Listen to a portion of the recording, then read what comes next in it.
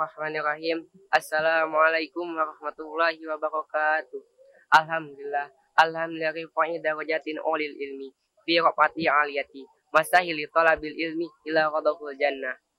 Ba'isil malaikati liyagtu tullabal ilmi bi rahmati wa sakinati. Wassalatu wassalamu ala asyrafil anbiya'i wal mursalin Muhammadin wa ala ali wa ashabi wa matabi'um bi ihsani ila yaumil qiyamah.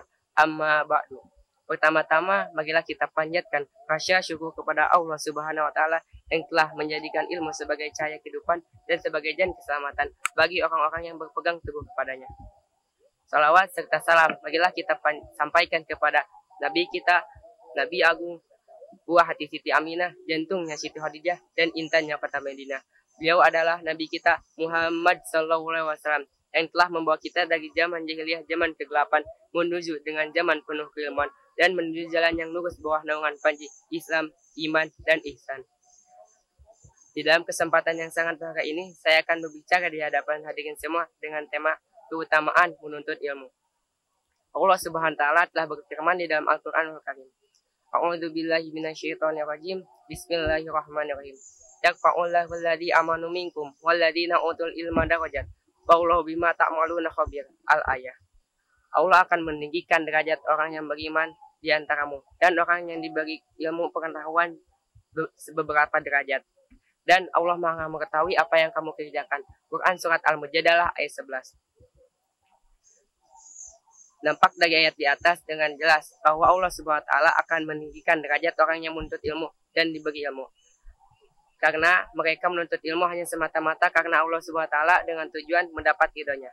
Dari Ibnu Mas'ud radhiyallahu anhu berkata, dalam ayat ini Allah memuji orang yang diberi ilmu dan meninggikan derajat orang yang berilmu dan beriman beberapa derajat di atas orang yang berilmu tapi beriman tapi tak berilmu. Hadirin yang dimuliakan oleh Allah, suatu hari Khalifah Sulaiman bin Abdul Malik menaiki putranya ke atas keledainya, lalu berkata, "Wahai putraku, tuntutlah ilmu, karena ilmu memuliakan orang hina di antara manusia dan menyandarkan orang lalai dan meninggikan derajat seorang budak kerajaan menjadi derajat para raja." Pesan itulah yang menjadi buah pengalamannya, di mana Khalifah Sulaiman bin Abdul Malik pernah belajar kepada seorang Atta bin Abi Rabah. Beliau adalah ulama Habsyi yang umurnya sangat tua dan rambutnya hitam dan kulitnya hitam pekat, rambutnya keriting, dan jika duduk diibaratkan burung gagak yang hitam, seperti halnya seorang budak. Akan tetapi karena kesungguhan Atta bin Abi Rabah di masa mudanya yang bersungguh-sungguh untuk mencari ilmu kepada Abdul Umar dan Abu Hurairah, hingga dadanya syarat dengan penuh keilmuan seperti fikih